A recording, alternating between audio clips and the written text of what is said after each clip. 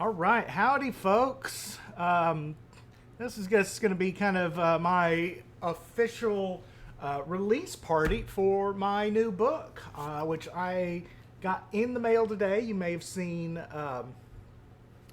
the unboxing video, or I guess unbagging video, or unenveloping video of me getting this earlier today. So this is Band Orchestration, Volume 3, Brass. This is about 2 years worth of work. It's a fairly thick book. I was actually surprised that it feels thinner than I thought it was going to be. Only because Volume 2 is so much bigger. Volume 2 is just a behemoth of a book. But this is it. It is this is my proof copy. I'm going through it, fine tooth comb, just looking for any minor errors in it. I found one that I'm going to have to fix and submit a new file, but that's not a huge issue. But the anybody who's pre-ordered the book, it will be shipped out within the next week or so. Digital copies probably will go out this weekend. Hello to anybody in the room watching. Let me know if I'm coming through. And yeah, this is just basically, me kind of getting to gloat a little bit over 2 years worth of work to get this massive new textbook out. But yeah, I can go over some of the details on it. So the total length of the book, it's 437 pages in length. It's everything here is devoted entirely to just brass instruments. So I'll go ahead and run down a chapter list, basically so you can understand what's in it. And if anybody has any questions, it looks like there's about 4 people watching right now. Loud and clear. Hey, Venture. So, Chapter 1 is just Introduction to Brass Instruments. Chapter 2 is General Brass Technique. That includes mutes, muting devices, fingering charts, and extended techniques. Chapter 3 is the Natural Brass, starting off with the bugle, moving to the natural trumpet and the natural horn. I put the natural brass separate from all the others, just because as a composer, that's probably the place where you want to start, is how do brass instruments work? Well, you need to learn the natural brass. And then chapter 4 is on the horns. So, and this starts the basic format of the whole book. And so horn starts off with history, usage, construction, and then it's got horn technique. The horn, just as a general category of instrument: double horn, single F horn, single B flat horn, and then a big long section on scoring for the horn. And then I have auxiliary and regional horns, Viennese horn, French horn, descant and triple horns, piccolo horns, and bass horns. And that's all chapter 4. Chapter 5 is the horn section, and I go from 1 part all the way up to 10 parts and look at how different composers have scored for a section of each of those. So 1 player to 2 players, 3 players, 4. Don't really do 5 because there's not really anybody who's scoring for 5. 6, 7, 8, and 10. Chapter 6 is, of course, all about the Wagner Tuben. Talk about the Wagner Tuben family with the tenor tuba, the bass tuba, and the compensating tuba. And then, of course, the Wagner tuba section. Chapter 7 is cornets, with a brief blurb on sax horns. Chapter 8 is the cornet family, starting with B-flat cornet and the E-flat sopranino cornet, and then a brief section on C and A cornets. Then E-flat alto horn, B-flat baritone horn, and then a section talking about hypothetical larger cornets. Then chapter 9 is the cornet section, where we did the same thing that we did with the horns, but with a difference here. So I break it down into 3 sections. One just for the cornets, meaning the B flat and E flat cornets, or A and C, and then one for the alto and baritone horns, because composers have treated them historically as different, and then one for the combined section of cornets and alto and baritone horns. And I go from 1 to 6 parts on all of those. 6 parts being really the max that anybody's ever written for. Then chapter 10 is trumpets, and that chapter covers history, general construction and usage. And then chapter 11 is the trumpet family. B-flat trumpet, C trumpet, and then a section talking about the differences and scoring for both of those instruments. Then we move on to the auxiliary trumpets, piccolo trumpets in B-flat and A, sopranino trumpets in G, F, and E, sopranino trumpets in E-flat and D, A trumpet, G, mezzo-soprano trumpet, alto trumpets, tenor or bass trumpets. I use both of those names. Contrabass trumpet, and then the low F trumpet. And then we move to the trumpet section, and we go from 1 part to 6 parts, and then something that says more than 6 parts. You don't typically see trumpet sections larger than 6. Chapter 13 is trombones, and this has a special subchapter on it on trombone technique. Because trombone technique is fundamentally different than all the rest of the brass. Chapter 14 is the trombone family. So a section on tenor trombone and bass trombone. Then we move to the auxiliary trombones, alto, and then contrabass trombone. Has 2 subsections, one for the F contra and one for the B flat contra. Historical bass trombones, I talk about the usage of the G, F, and E flat bass, and then rounded off with soprano, sopranino, and piccolo trombones. And thank you very much, Brad. You rock as always. Chapter 15 is the trombone section, and I go from 1 part to 5 parts, and then a section more than 5 parts. Oh, what's up? I've got volume 3 right here, brand new, hot off the press. And we're just kind of having a celebration party because volume 3 is done. It's ready to go. Chapter 16 is tubas, talking about history, construction, and then we move into the tuba family. And here's where we may get some controversy. So we start off with B-flat flugelhorn, euphonium or tenor tuba. Then bass tubas, and subsection under that for F bass tuba and E flat bass tuba. And then subsection under that, scoring for bass tubas in general. Then contrabass tubas, subsection for C, contrabass, and B flat contrabass, and then scoring for contrabass tubas in general. Then a section where you differentiate between the bass and the contrabass tubas, because so many composers don't know that there's a difference between the two. Then other members of the tuba family.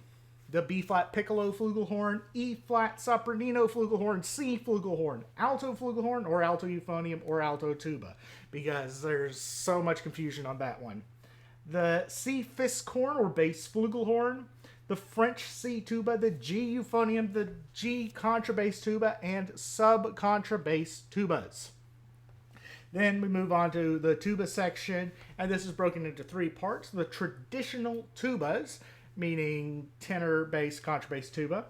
Part 2 is the flugelhorns, so looking at the flugelhorn section, and then part 3 is the expanded tuba section, where you combine flugelhorns and tubas. Chapter 19 is the marching brass, mellophone, marching horn, marching trombone, marching baritone, marching euphonium, marching tuba or contra, sousaphone, and marching bugles. Chapter 20. It's serpent, ophicleides, and kin. So cornetto, serpent, bass horn and Russian bassoon, ophicleides, and then subsections for that for bass ophicleide, alto ophicleide, or quintoclave, contrabass ophicleide. And then chapter 21, final chapter, is the cimbassi. Whew, that's a lot to take in. It's a long, thick book. And it will literally answer pretty much any question you'd ever have about any particular brass instrument. Is it 100% perfect? No. I wish I could have had a few more pictures to put in. There's a few instruments in here that I just simply could not get photos of, despite multiple attempts and trying to get them. There are, however, some rarer instruments in here that I was able to get photos of. So it's kind of odd. Like, I was never able to get a photo of a bass trumpet. But I have a photo of a contrabass trumpet. So, you know, there's that. Because one of my friends happens to be one of the builders of the contrabass trumpets. So, but yeah, so here it is. I've got all 3 volumes right here. So volume 1, volume 2, volume 3, and as you can see, there's a good about 4 inches of textbook here, and this is a great doorstop right here if you put them all 3 together.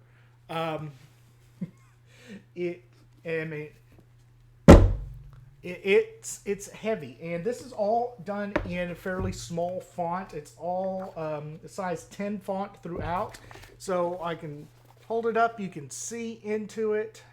That's kind of what you're looking at. Here's a photo with pictures.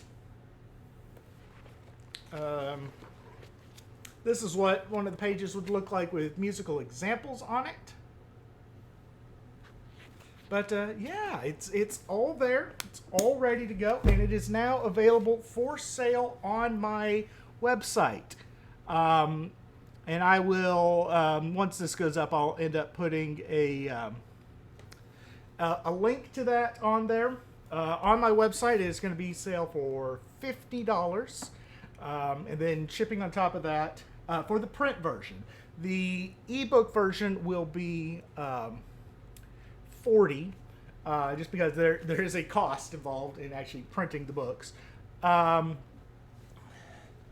you, Esther. Thank you, Rufus. It's a 2 years of work, basically, to get to that point where it arrived in the mail this afternoon. But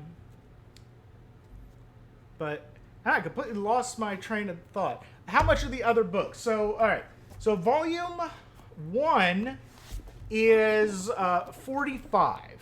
This book is going to be getting a major update within the next year. But as stands, it's 45 for the print book and 35 for the ebook. Volume 2 is considerably more. This is 60 because it is so much bigger. So it's 60 for the print and 50 for the ebook. And this one is 50 for the print and 40 for the ebook. And some of that is to cover the costs of printing, and you know the difference in size between the two. And I know on here at least Rufus has volume 2, though I think Rufus, you've got the first edition of volume 2, and this edition here, it has, I think, 75 more pages. So, and there, but anyway, yeah. So yeah, next step after I have a little bit of a break is to go back to volume 1 here and do a second edition on it. And I can actually think I can show you here. The cover changed. Amazon, Rufus, if you want to upgrade, just send me a message and I'll work something out. But anyway, so you can see there's a difference in the cover. Eventually, Volume 1 will go to a cover like this format. I was not able to keep this format, which I do really like. When Amazon migrated their server to a new format, And so this, I could not use this anymore.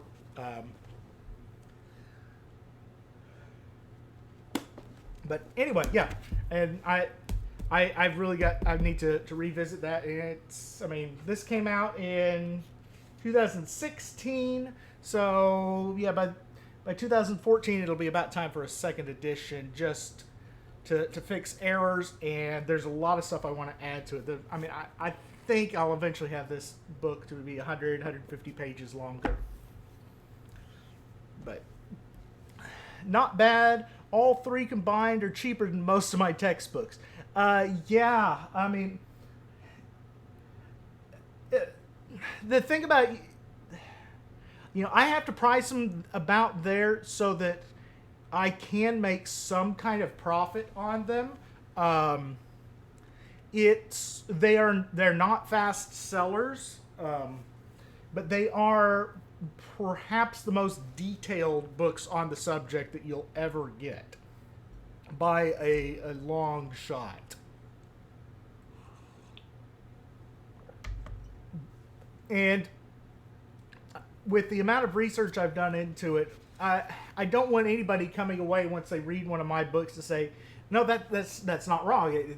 He got this fact wrong. And I hate doing that with other orchestration books where the author just simply gets simple facts wrong.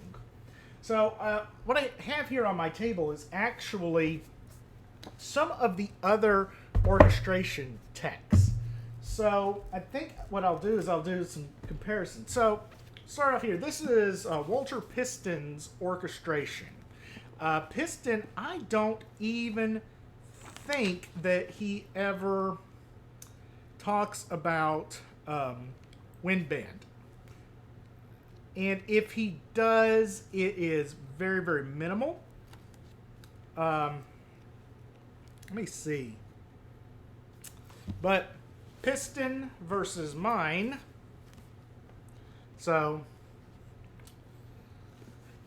this is Joseph Wagner's band scoring. This is, before my book, really the only decent book out there on band orchestration. But as you can see, it is tiny compared to all three. I mean, it's tiny compared to one volume, let alone all three. Where this book is actually really good is for transcription. So it spends most of its time on how to transcribe piano music. There's Arranging for the Concert Band by Frank Erickson. I don't even remember when this book came out. 83, but I think it was written well before 83. And as you can see, it's a very small book. And then, of course, there is the famous Samuel Adler. This book is actually longer than it appears because it's almost printed on Bible paper. That said, I mean, this is second edition, and this is 640 pages. That's a little bit longer than Volume 2.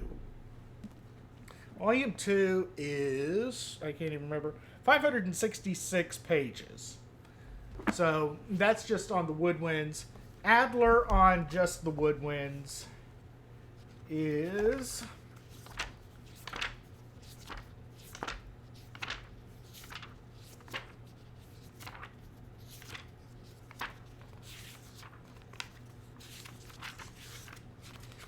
that much. A little tiny bit.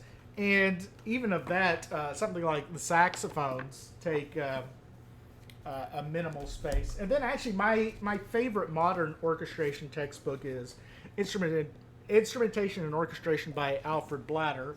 But again, it's really pretty scant compared to what I have. This is just over 500 pages. Man, I've worn this book out. The hardback cover is now floppy. If I was to get your orchestration, an orchestration book in addition to yours, which would you recommend? one that covers strings. If you are going, if you are a beginner, if you're just an absolute beginner, I suggest finding an old used copy of Orchestration by Walter Piston. You should be able to find this pretty cheap. It's been around for years. It was published, when was it published? 55. So it's 60 years old, 64 years old. And it's still a go-to basic. String writing hasn't changed since then. So, I mean, you've got a little bit over 100 pages here on your strings, and there's not a lot else, because string writing is much less complicated and nuanced than woodwind writing, because you're only dealing with 4 different instruments. So a violin, a viola, cello, and a bass. 4 instruments, no auxiliaries, that's it. More modern, I do really like Instrumentation and Orchestration by Alfred Blatter. I know a lot of people will swear by Samuel Adler's The Study of Orchestration. For wind writing, I do not like this book. And I don't think Adler is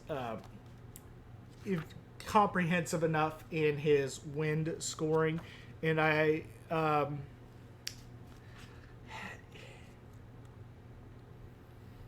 just don't.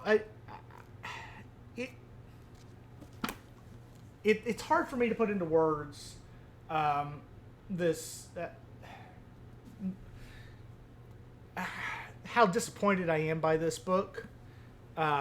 It's supposed to be, kind of the gold standard, but it falls short so many times. I mean, there's so many errors in it that have persisted from edition to edition. And I've not seen the newest 4th edition, but I hear it's riddled with a bunch of errors too. So take all that with a grain of salt, but if you want a good standard orchestration text, go find the Walter Piston. I also really love the Berlioz Treatise on Instrumentation. I don't have that over here. It's over on my shelf. That's a fantastic look at orchestration in the mid 1800s. It was revised by Strauss, so you get right at 1900. Good one to have is also the Rimsky-Korsakov Principles of Orchestration. Fantastic look at the craft. It's not an instrumentation text. It's really just orchestration. And then Cecil Forsyth's Orchestration. Berlioz, Rimsky-Korsakov, and Forsyth are all on IMSLP for free. Yes. And I highly suggest going there if you don't want to spend the money to get those. But yeah, so Berlioz, Rimsky-Korsakov, and Forsyth are all on IMSLP. There's a few others on IMSLP. There's actually probably about 20-25 different orchestration texts on there. Those 3 are really the only ones you need. The Berlioz... And it's interesting because the Berlioz gets you the French school. Strauss's updates on it give you the German school. Rimsky-Korsakov gives you the Russian school. And then Forsyth gives you the English school. And so of those, really the only thing you're missing from the golden age of orchestration is anything from the Italian school. But the Italians at that time really weren't doing anything phenomenal orchestration-wise. It wouldn't be really until someone like Respighi came along, who's a master orchestrator, but you don't have anybody really before that. But yeah. So anybody have any questions about Volume 3? I'll be happy to answer anything. If you want to know anything about what's in the book, I just got to check something real quick. But yeah. So yes, an Aster. I do cover your beloved serpents and ophicleids pretty in detail here. I One of the last minute things that went in there is I got a photo from Richard Bobo. So you can see here, I've got a mute cornetto, a lizard, and a church serpent. And that's actually the church serpent that he 3D printed. So, but they're there, and of course, ophicleid right there. And that's actually not my ophicleid. And then, rarest of the rare, the rarest instrument in the book.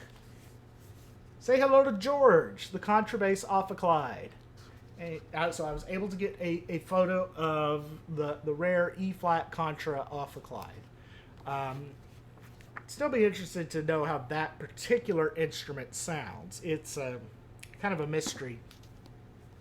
Probably doesn't sound much better than the regular ophicleid.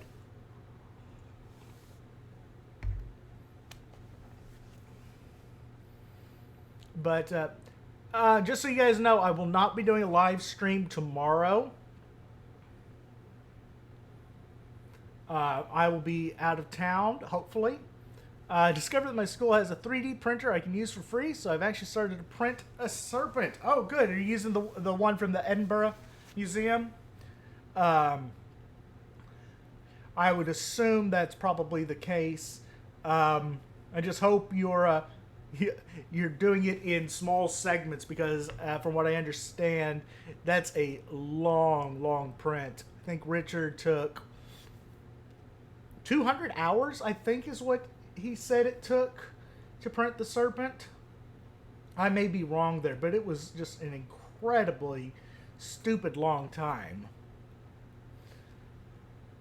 But yeah, I do talk quite a bit about serpent and all the historical brass instruments. And I'm absolutely happy and thrilled with this book. And I'm ready for people to have it in their hands. But yeah, it's a long process. This book actually took me a longer to do than Volume 2 did. Simply because Volume 2 was easier on me because I'm a woodwind player and I had access to most of the instruments. One of the things that took the longest with Volume 3 was getting the photographs. And some of the photos were just exceptionally difficult to get. I ran into more trouble finding trumpet photos than pretty much anything. And I ended up, I was able to photograph 4 different sizes of trumpet myself. I got, no, 5 sizes of trumpet myself. I had 2 sent to me from someone here in the, 1 sent to me from someone here in the U.S. who just happens to have a rare rotary F trumpet. And then I had 2 sent to me from Australia, and I just couldn't find the other sizes. So, but everything else should be in there. So the only instruments I'm really missing photos of are alto bass trumpet, and maybe 1 or 2 others, but they're the much more obscure things. I have professional quality photos of all the Wagner tubas. I got those directly from Engelbert Schmidt, who kindly let me use photos of his instruments. Dr. James Hampson, who runs Hampson's Horns, donated most of the horn photos. I mean, the only real horns I don't have photos of, there's no Viennese horn photo in there, there's no descant horn photo in there, but everything else is there. Dr. Karl Kleinstuber helped out with all the tuba photos, so I was able to actually go to his house, and he works with Wessex tubas, so, and he also builds his own tubas, so the instruments in the tuba chapter are an interesting conglomeration of Wessex instruments, homemade instruments, high-end professional instruments. His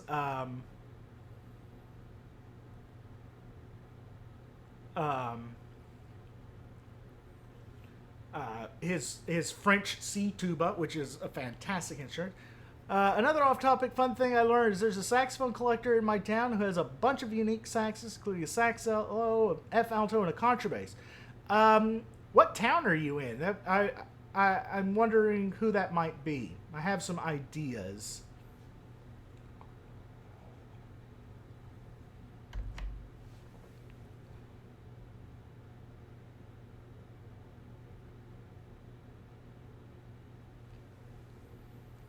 But let's see. Let's see who else helped me out. Mark Finley, a local freelance tuba player, actually had an entire collection of trombones. You may have seen the photo I posted on my Instagram. He had a display wall where he had soprano, alto, small bore, medium bore, large bore, tenor, bass, and F contra, all just sitting there. And I didn't have to do anything other than just kind of blur out the background, and boom, that's literally what his practice room looks like on the wall. It was kind of an awesome practice room, and he was just like, oh yeah, pull out this instrument, pull out that instrument, and those are my kind of people. Bellingham, Washington. That would be Jay Easton. I am almost guaranteeing that Jay would be the one who has all those unique saxes. And he's been a known presence for the rare and unusual saxophones for a long time.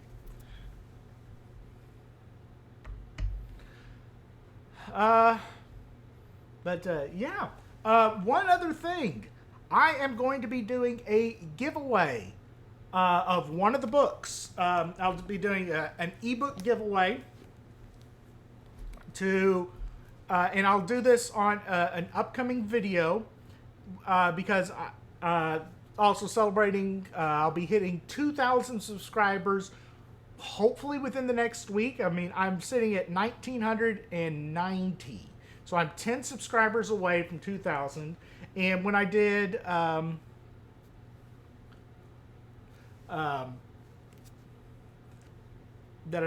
When I hit 1,000 subscribers, I gave away a copy.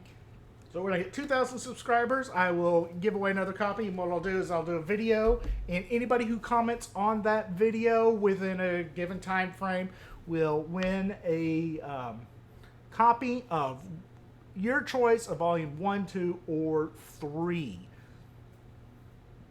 The local store has them on display for Sax Month. I'm betting that local store is probably Quinn the Eskimo. Or, I don't even remember what the professional name they use for that store, but I bet it's Quinn. But yeah, so I like I said, I'm really happy with this. We'll be doing a giveaway here soon. Probably within the next couple days. Look for a video coming out where I announce the giveaway. So if you're watching this, you've got a little bit of a head start, but it will be it'll be somebody who leaves a comment on an upcoming video, and it'll be to celebrate 2,000 subscribers and celebrating the release of the book. Again, anybody has any questions? This is just kind of informal tonight. I still have half a coffee left, so I still got plenty of juice in me. It seems like Astor's the only one really asking any questions. But, yeah, there will be a volume 4. That one is going to be some time off. That's going to take a lot of work. Volume 4 will consist of percussion,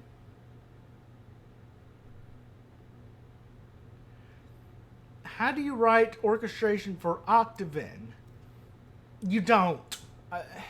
Unless you personally have an Octave, it's not an instrument you're going to encounter. I don't even include it as an instrument mentioned in Volume 2. And Volume 2 is really thorough. The Octave was only available for, I believe, a single year. I believe it was only available in the year 1899.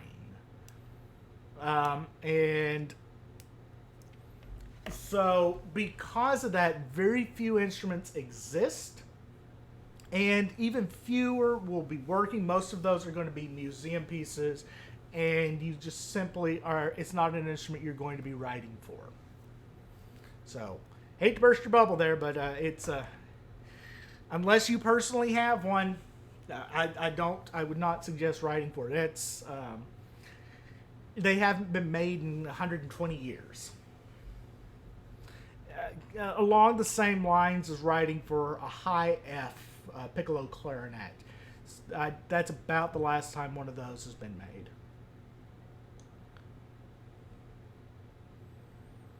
I've heard rumors of a bass octave. It could have been true, but Adler was the only company to make them, and they only made them for that 1 year. If they did, it would have been at an enormous expense to make one.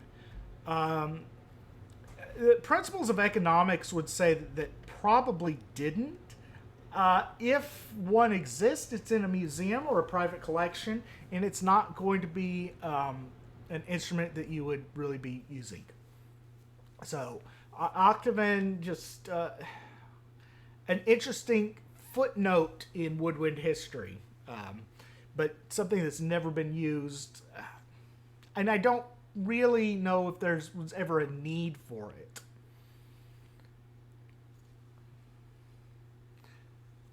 I mean, I'm trying to even think much about what the Octave. It's a single reed instrument with a boot joint like the bassoon that has a small conical bore. Essentially, it's a folded up taragato, is what it is. And we've got taragatos, and they're a much more effective instrument. So, I don't think octaves were ever really a practical instrument.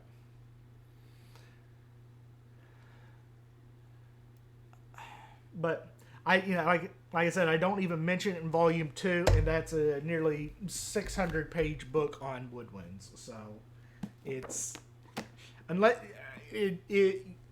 UIOP, do you have one, or is it just one of those weird instruments you read about on Wikipedia? Because I've read about lots of weird instruments on Wikipedia, but I would say I wouldn't write for them, but I have written for them. So, there's that. But, I know where to find those instruments that I write for.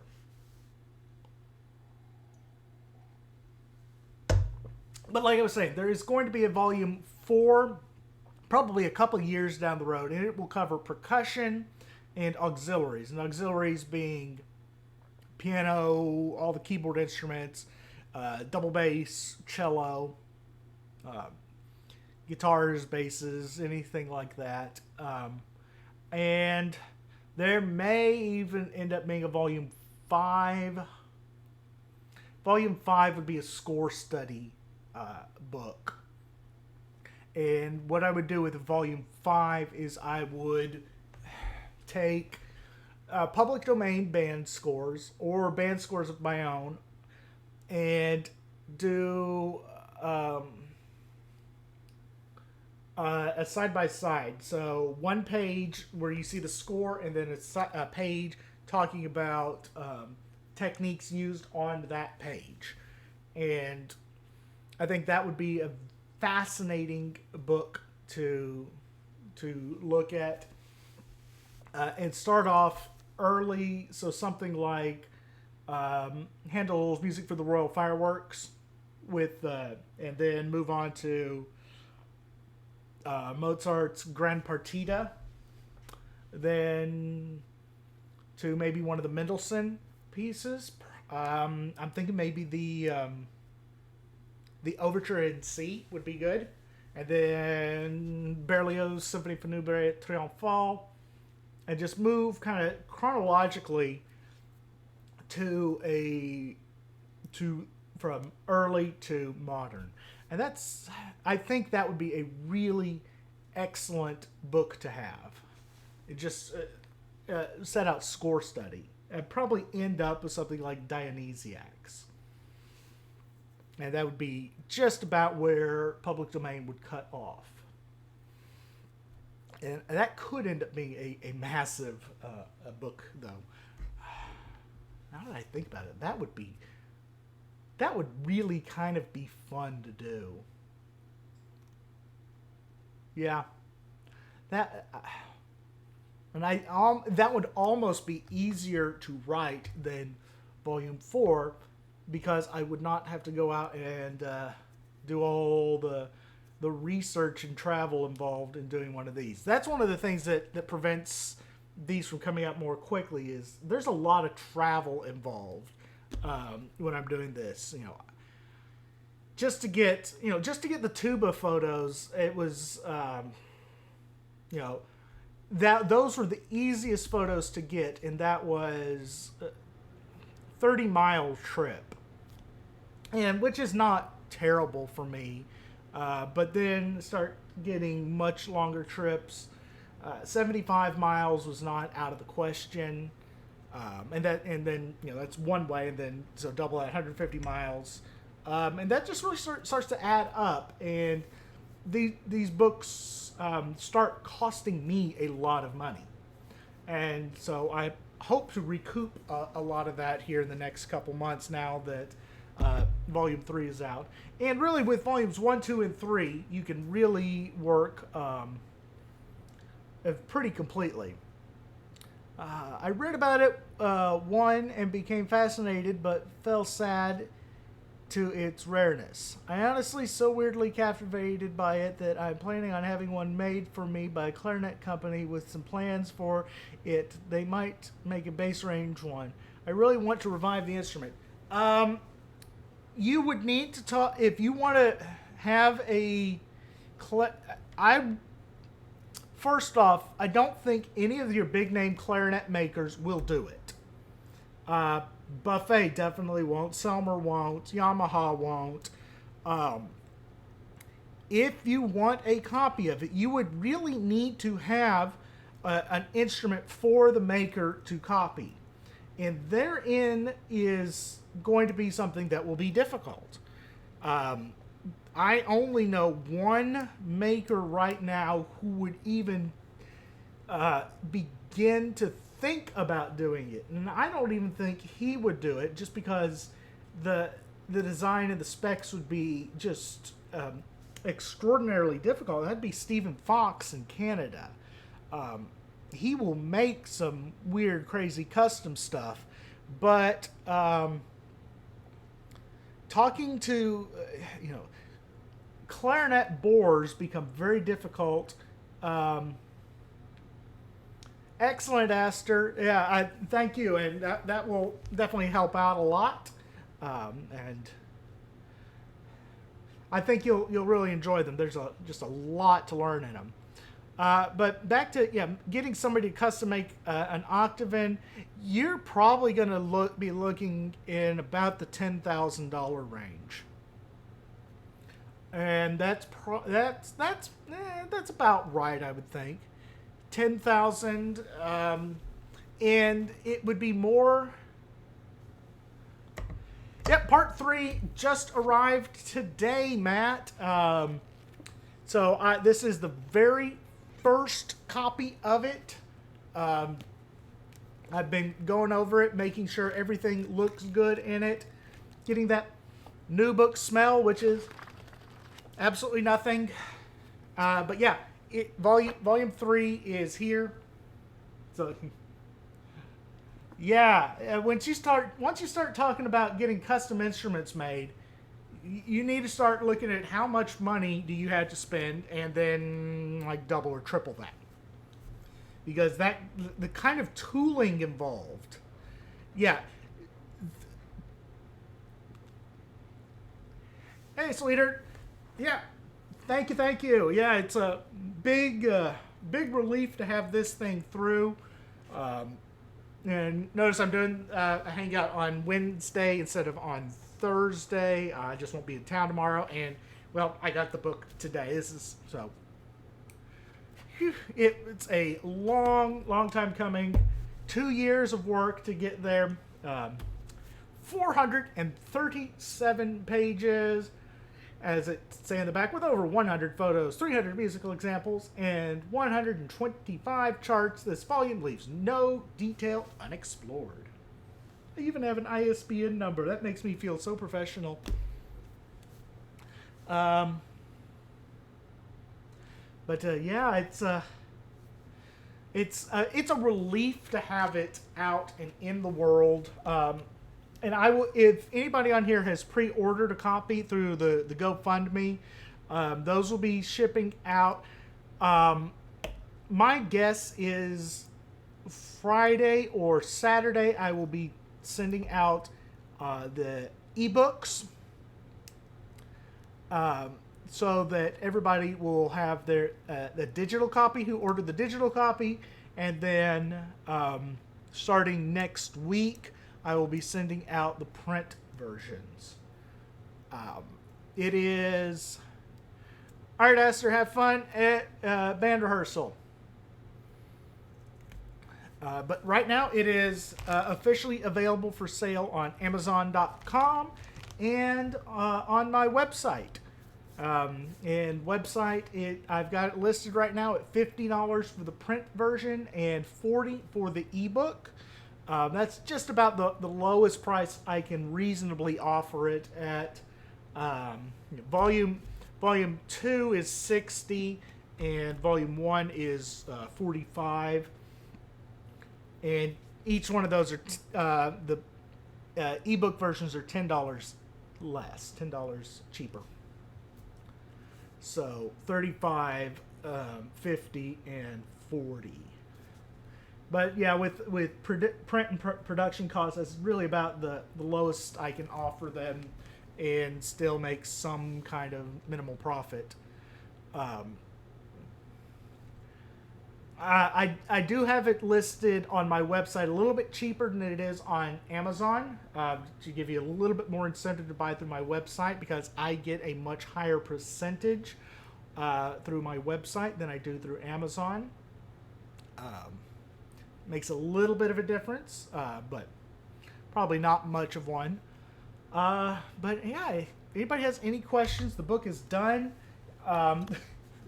It's a lot. I mean, this is right at 1,400 pages, all about wind band and how to write for it. So just under 6, just over 4, and this is just under 3.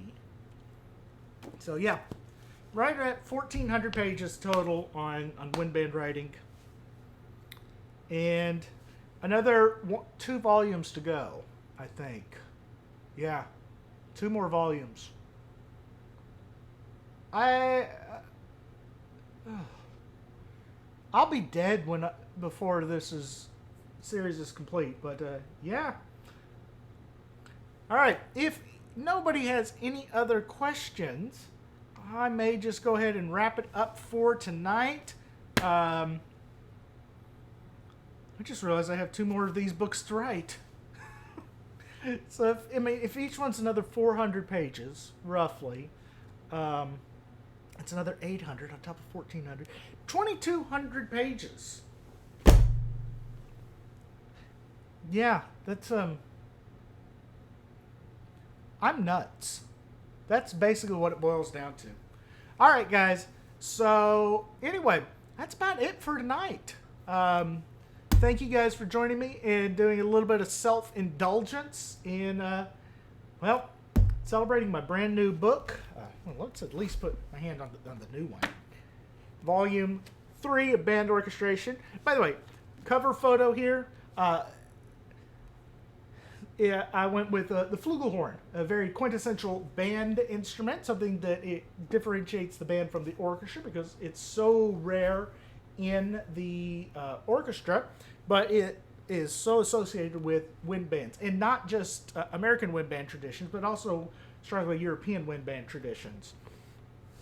I did the same thing here with Volume 2 with the alto clarinet, a strictly band instrument. By the way, if you order Volume 2, it will not have this band on here. This is the not for resale band when or this is an author's proof copy. And I actually don't have another copy of that edition. I've got the first edition of that, but not the second. Anyway, guys, I am done for the night. Thank you guys for indulging me. It's been fun. And thanks to Brad for donating a little bit. Always welcome there. And I'll be shipping out books soon. Yay, books.